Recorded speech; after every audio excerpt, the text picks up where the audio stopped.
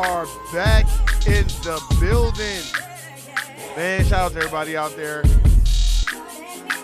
at the Core Plantation. If you are there, shout out to everybody out there that's making it do what it do. Man, I ain't gonna be out here long. Shout out to everybody out there, man, enjoying their Thanksgiving weekend. It has come to a close. So it's time to get your ass up and go to work. Cause on payday, that shit gonna hurt. So you better take your ass to work. Don't be listening to motherfuckers. Don't be listening to Kanye talk about, oh, fuck these motherfuckers, and then you ain't got no paycheck. I don't wanna hear that shit either. Cause you know, niggas, shit, I'm on my Kanye. Okay, cool. You ain't got no motherfucking job. You can't pay no bills. Look over here. Shout out to everybody out there.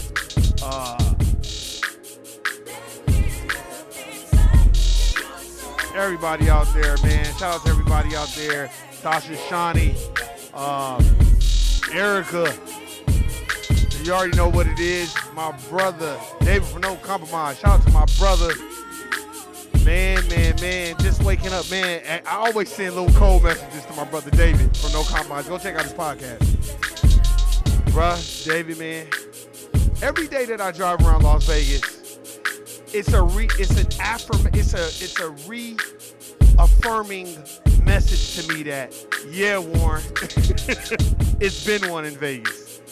It is fucked up, man. But anyway, shout out to everybody out there that's handling business. If you're doing what you need to do to survive, man, then don't ever allow anybody to question what you got going on. Because that's the problem. You know, we allow people to question and they ain't even pitching in on the party for show.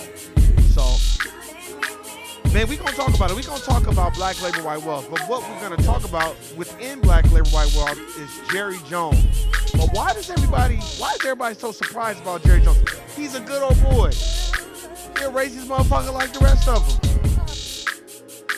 Black Labor White Wealth. Your people built this country for free, and people like Jerry Jones benefited from it. And he was right there during the segregation fight. I think it was in Arkansas, if I'm not mistaken. I think the Arkansas 12 or whatever it is. I gotta ask my brother David. But why does that surprise anybody? This is how these people are. These people are not for you. They're for them. These are long-time racists.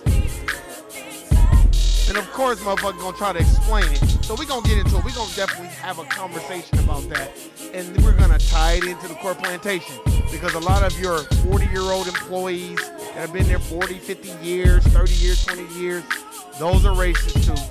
They're a part of the system of racism and white supremacy. They're not trying to establish a system of justice. So we just need to call that out. And it's not a bad thing. It's a good thing. At least you know who they are. I'm surprised people didn't know that. You know, Jerry Jones, how you going to explain that? You cannot explain it. Ain't no way you getting out of it. They should make him sell his team. Oh, so you was doing this. You got to sell your team. You got to do all this bullshit. But they not going to do it because they don't care. So let's get into it. And shout out to my brother, man. My brother James Youngblood, man. Shout out to him, man. Let's get into it, man. Yeah, man, I don't know why. Just like my brother James Youngblood said, I'm surprised people. I wasn't even surprised. I wasn't surprised when Colin Kaepernick was taking a knee and everybody was. To me, you know what the NFL did? The same thing the dominant society will do when you say you're Hebrew or you're Hebrew Israelite. You know, they say you're anti-Semitic. When Colin Kaepernick took a knee, they say he's disrespecting the flag. How you gonna disrespect something you built for free? He was just nice about it, and most people were so ignorant. I had this conversation with a person that was in the armed forces, and he was like, he's disrespecting the flag, and I was like, disrespecting the flag? And then I said, okay, do you know who wrote that song, the Star Spangled Banner? He was like, yeah, but I said, but do you know that? Because a lot of people are not educated, so let's have a conversation. Do you know that? Only reason why I had this conversation with him is because I've known him for a long time, and he was ignorant. And he was like, no. I said, it was Francis Scott Keys, and he was a well-known white supremacist, and he believed that black people were put on this earth to be slaves to white people. And that we basically, as Dr. Clyde Anderson puts, the black man has no rights the white man is bound to respect. And he felt like that's why we put it. And they took out that third verse because it was so inherently racist. But we sitting up here singing the Star Spangled Banner every day and putting our hand over our heart. No, that's y'all shit. Some people don't have to do that. And you are a commoner. You're just doing what everybody else told you to do. So you gotta look at that, man. And he was like, I don't know who. I said, Google Francis Scott Keys. He's a well-known white supremacist. So now you want to still have this conversation about why Colin Kaepernick is kneeling? He was like, well, I didn't know all that. Yeah, you didn't know all that, man, because you just want to jump on the right side of what you think is right. I don't give a fuck about you serving this country and all this other bullshit. That's sucker shit to me, too. If you sitting up here just believing all you is government-issued property, homie. That's all you are. And you're there to do their bidding, and when they done with you, they give you a little bullshit retirement while the motherfuckers at the top in the Pentagon and me motherfuckers really making the calls. They kids are chilling at Stanford. So stop. We got to understand that. Here, I'm about to see what they want to say, man, because it didn't surprise me at all. Let me see. Let's see. It might not even. My thing is, I want to know what did Jerry Jones say? Let's see. I'm going to try to look for it and see what they say. But, of course, they ain't going to let this shit play. At all.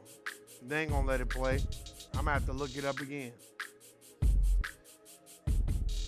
Because, of course, well, how do you respond to that? You know, how do you respond to that? So, let's see. I'm going to see if we can get it to play. If we can get it to play, then let's see. Because, you know, when it comes to the elite of the elite, for some sort of reason, they can't find the video. The video don't upload. It's spinning and all this other shit. Okay, so it's running now. I'm just waiting for it to go through, and there's all these bullshit commercials. It's like, God. Is Dallas Cowboys owner Jerry Jones. He's among a crowd of white students who were confronting black students as they were attempting to enter the North Little Rock High School. Jones was asked about that photo, why he was in it, what it meant after the Cowboys Thanksgiving game yesterday. This is what he said. That was, 65 years ago, and a curious kid. I didn't know at the time the monumental. Yeah, you didn't know you was going to be a football team owner. You was going to have a whole bunch of niggas on your football team, but you didn't want them niggas to go into that school. Stop. Just say I made a mistake, and I'm going to donate $500,000 to the black community, and I want to make a public apology to black folk all over the United States of America, including my employees that work for me and the staff that's on my football team, as well as the players. I apologize, and I'll be doing a better effort of donating more money to the black community because of everything that they've suffered. Treat him like y'all treated Kyrie Irving. Event really that was going on, and I'm sure glad that we're a long way from that. I am, and we just that would remind me just continue to do everything we can to not have those kinds of things happen. Jared, yeah, right. Understand the perception that people have. Ernest Green, y'all need to go check out that movie. They did a movie called The Ernest Green Story, and Morris Chestnut played Ernest Green. Very, very good movie. I don't even know if they still have it, but go check that movie out. I think there's a book about it too. And man, they was fucking him up in that school every chance they got. For real, for real. Thank you for being with us. And I think first off, we just want to get your reaction to what Jerry Jones said as he's explaining his presence in that photo. Well, good morning to both of you and to the audience. Well, my view is that Jerry Jones has an opportunity to make that picture have a different ending by pursuing diversity and inclusion and involvement of the African American community, of people of color, all throughout this country. Dallas Cowboys is an institution that most Americans know something about it. Football is an entity that everybody has some interest in, and I think that rather than talk to Jerry about what happened in 1957, let's go forward and see what we can do in this year. That's right. That's some real, he said some real stuff. I like that. And here's my thing. Let's cut the music back on, man. Man, what part of being a curious kid is throwing rocks and saying racist slurs to kids Exactly. Stop, Jerry Jones. Stop. Give him the same treatment you gave Kyrie. Nail him to the cross. Stop. And this is what black folk mean by like, man, y'all change the goalposts whenever y'all want. And let me tell you, it was just somebody that didn't like Jerry Jones that picked him out of that. Motherfuckers know how to dig and find some bullshit. This has been going on. The elites of the elites know that Jerry Jones, all of them people are racist. And you are suspected white supremacist until you prove otherwise. That's why he was like, ain't nobody kneeling. And then I think somebody in his camp was like, you should just kneel with him before all these other things come out. And then you get put on blast. And that's what I think happened. And I think somebody still put that shit out there because they didn't like Jerry Jones. Because let me tell you something, man. All these elitists, they don't like niggas. Fucking black folk and equality and all that. Man, stop. That is a dream. That's an imaginary fantasy that you have that you think they want us to be equal. Stop. The minute the government says, oh, all black folk are getting reparations in the amount of $60 trillion, that total amount is $8 million apiece for every foundational black American. White people be jumping out of buildings and killing themselves. And then half of them be doing the $5 Indian, the pretendian bullshit. Oh, you know, I'm actually part black too. You know, that bullshit. Then it's gonna be cool to be black. No, it's only cool to imitate black people and imitate our algorithms and our music and what we bring to the table. They want to imitate that, but they don't want to be us. And that's the thing that you have to understand. I understand that. Other racial groups, they're on the side of the dominant society. They don't give a fuck about you either. Unless it's special cases. Like I said, in special cases, if you have vetted people out and they've been up under you and you know, and ain't nobody been like, hey man, that motherfucker on some racist shit, then you have to have a conversation with whoever your friend is. I think that's a part of it too. A lot of us that got friends that are from different racial groups, we don't want to have those conversations that are uncomfortable. The conversations of like, oh, well, why don't you believe in immigration? Because I don't believe in anybody coming to this country illegally or coming here and benefiting off of my ancestors building this country for free. So no, I don't believe in that. And I'm sorry if it affects or offends anybody, and it's no diss to no one. But right now, black folk got to get what is deserved of ours, man, and we need reparations. We need to check in our end. There's things that are owed to us. And then we kind of need to be left alone so we can process and heal and grow together. You know what I mean? Because a lot of times we're so hateful of each other, we don't even know how to be in the same room.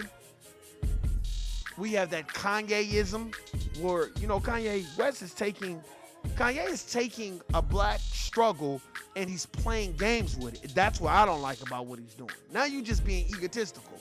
Now you just want to call everybody out because you're not getting your way. Because you definitely wasn't, to me, on the side of replacing the system with justice. I'm not saying that you don't do things that replace the system, and you probably do. But I can say is this: we have to learn how to be on code and establish a code. You know, you get on these corporate plantation jobs and you see a lot of buck breaking, you see a lot of mammying and cooning and samboing, you know, so you can please the dominant society. And, you know, because a lot of us, we want to go into upper and middle management and you know, we want to please the people and appease them. And I get it. Everybody's like that when they first get on that corporate plantation. But after a while, you get tired of that shit. You know, you got to get your money. I'm never telling nobody not get their bread. Get your bread, but not at the extent where you you're compromising your integrity, meaning like, you know, the nigga jokes come in. You know, that, you know, because a lot of times white folk get comfortable around black folk because black folk go out of their way to Sambo and Coon and Mammy, and then they start telling the nigga jokes. That's where I have a discrepancy. You know what I mean? I've always been like that. But I ain't never really had nobody try to, honestly, tell you the truth, ain't nobody did that nigga joke shit with me. Because I don't present myself that way. Even if I'm laughing and joking, I don't play like that. You know what I mean? Before me reading.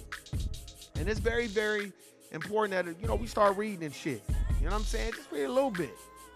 Gain knowledge. I was watching this thing about the Serpent Queen. I forgot her name. Her last name was De Medici.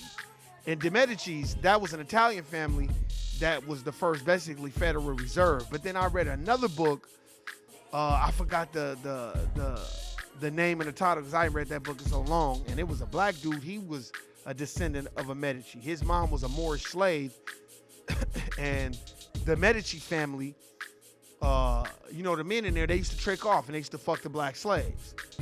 So he had I think it was either Cosimo or Lorenzo El Magnificent, De Medici, one of them. They was fucking a Moorish slave and ended up having a baby.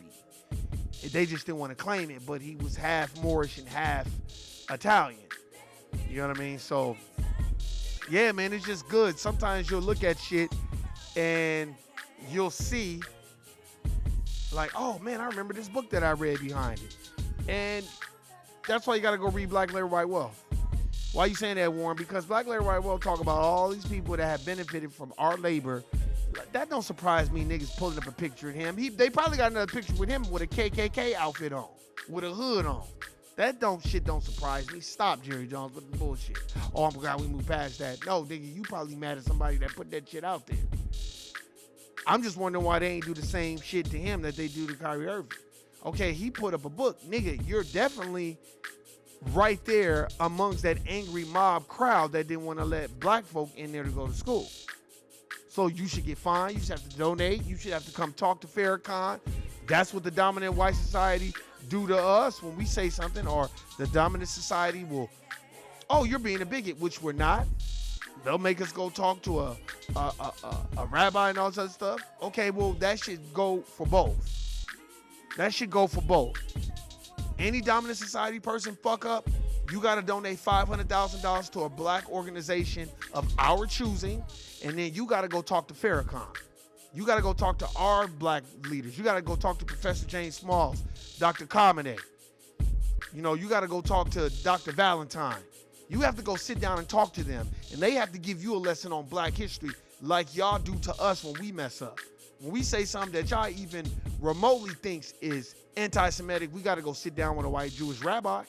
So why is it when the dominant society messes up, y'all should have to go talk to Farrakhan or Professor James Smalls or Dr. Kaba, somebody like that. You should have to go sit down and talk to one of our elders. And they need to publicize it and put it on TV. And then you need to talk about how you got to make a formal apology to the black community, and we don't have to accept it, and you have to donate $500,000. Matter of fact, you're a billionaire, so it should be based on what you got. So since you're a billionaire, no, nigga, you got to donate you got to donate 1.5 million to the black community, nonprofit organization of the black community's choosing. Not just some Sambo fucking black business that's really some Sambo shit and kissing white folk ass. No. It should go both ways. That's what I'm saying. The goalposts always changes when it comes to them. That's all I'm saying. Man, what's going on, David, man? We definitely got to get together, man, get a live going again, man. But that's my time, bro. I just wanted to express that why is it you could just be like, oh, that was a long time ago. It doesn't matter how long ago it was. It doesn't matter. Like, didn't the dominant society, white Jewish community, there was a pilot or he that had something to do with Hitler's regime, and they found out he was a part of that shit, so they still sent that motherfucker to prison, and it was 80 years later type shit. So why the fuck does that not have to count with us? But the other shit, I agree with James Youngblood, man, my bros. Man, that shit don't surprise me. If the elite wanted to pull receipts out on all these other elitists, oh my God, the racist shit that y'all see, you notice they ain't talking about Ghislaine Maxwell. They're not talking about her. They're not talking about Jeffrey Epstein. They're not talking about Harvey Weinstein. It's like that don't even exist. You notice they're not talking about Nipsey Hussle's murderer, Shitty Cuz, because we are the type of people that we like instant gratification, and once it's gone, we don't even talk about it no more. But they don't do that with us. Do a crime, and then 50 years later, if you got a whole bunch of money, if they want to make you public enemy number one, they'll do it. Look at Bill Cosby. It was bitches committing perjury on a goddamn witness stand, Janice Dickinson, and they still was like, all right, Bill Cosby, you guilty. You got to go to jail. And then they didn't even, and then that was even incorrect. All those people should have been terminated. Then you got the Walmart shooting thing, and I'm going to say this, and I'm getting off this motherfucker. What they need to institute, what the government, congressmen, senators need to institute, they need to start having bigger and better and harsher restrictions on the private sector with these jobs. They need to take these complaints serious. When a black person is going in there to HR or he's having issues, that shit needs to be taken seriously because you're putting everybody's life in jeopardy. And the reason why I'm saying that is because it ain't nothing at the corporate plantation but white folk doing an investigation on white people. And that's exactly why it's not taken serious until somebody go postal and come in there and get the tripping. And it should not be that way. And I don't care what nobody say, it shouldn't be like that. But hey, man, that's my time. Y'all, shout out to everybody out there, man. I will see you Tuesday, David. You already know what it is, David, man. Get at me. We can do a live anytime you want, my bros. Hey, man, I hope y'all enjoyed your Thanksgiving. And I hope you were able to relax and chill. You know what I'm saying? And I think this is the time to take out the time and do what you need to do to survive. Come up with ideas. Come up with different ideas that you can have different streams of revenue. You know what I'm saying? If you want to be a part-time business owner, now is the time. When they give you that days off, that's you think. Even if you got to go drive around your car to think, that's what you need to do. But hey, man, that's my time. You already know what it is. You know what it ain't.